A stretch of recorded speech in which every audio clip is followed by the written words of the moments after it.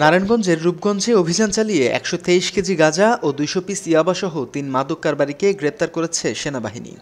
গত রাতে উপজেলার মুড়াপাড়া ইউনিয়নে মাসিমপুর এলাকা থেকে এসব মাদকদ্রব্য উদ্ধার করা হয়। গ্রেপ্তারকৃতরা হল মাসিমপুর এলাকার মাদক কারবারি সাদ্দাম, হৃদয় ও আকলিমা। পূর্বাচল সেনা ক্যাম্প সূত্র জানায়, গোপন সংবাদের ভিত্তিতে গত রাতে পূর্বাচল সেনাবাহিনীর ক্যাম্প ইনচার্জ মেজর ইরতিজার নেতৃত্বে সেনাবাহিনীর একটি অভিযানিক দল মাসিমপুর এলাকার মাদক কারবারি সাব্বিরের বাড়িতে অভিযান চালায়।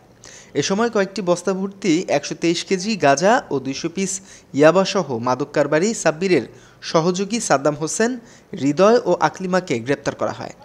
গ্রেপ্তারকৃতদের বুধবার সকালে রূপগঞ্জ থানা পুলিশের কাছে হস্তান্তর করা হয়েছে। এ ঘটনায় রূপগঞ্জ থানায় মাদকদ্রব্য নিয়ন্ত্রণ আইনে মামলা দায়ের করা হয়েছে।